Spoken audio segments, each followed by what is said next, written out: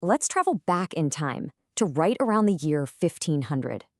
Imagine revolutionary new ideas spreading like wildfire, moving north across the Alps.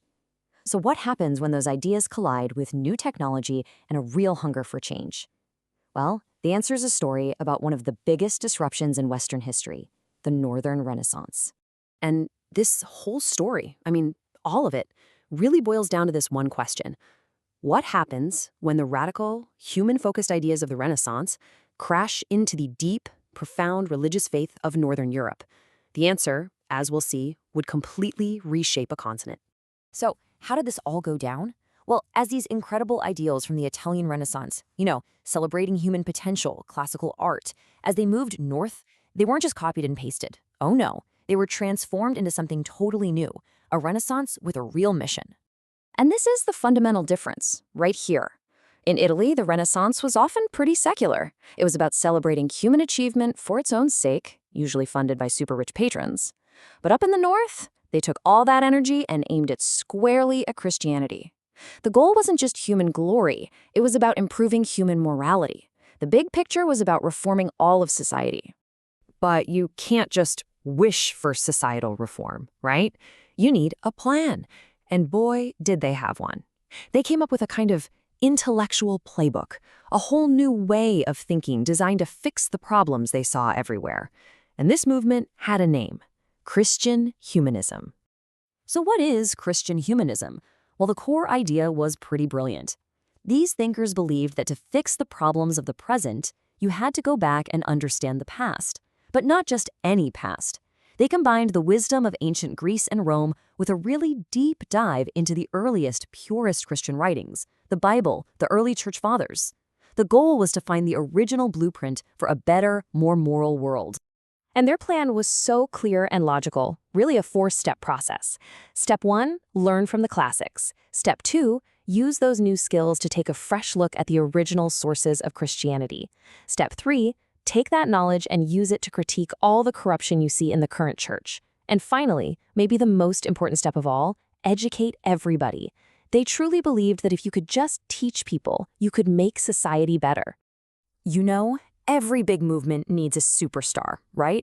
That one person who becomes the voice, the face of the whole thing. For Christian humanism, that person was, without a doubt, a brilliant and super witty scholar named Desiderius Erasmus. And man, this quote from his most famous book, In Praise of Folly, just says it all.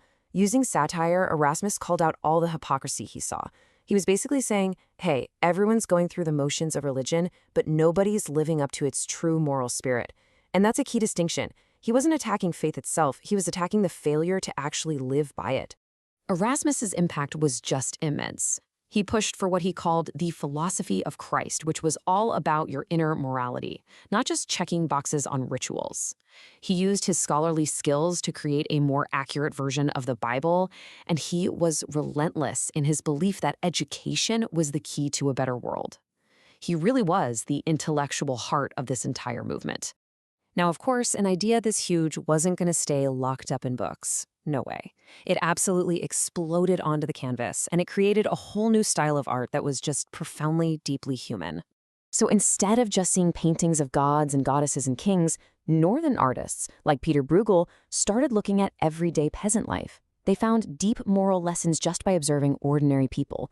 A little later, you get artists like Rembrandt, who use this incredible realism not to flatter a rich guy, but to explore the deepest parts of human emotion and spirituality. The divine wasn't in some palace. It was in the face of a regular person.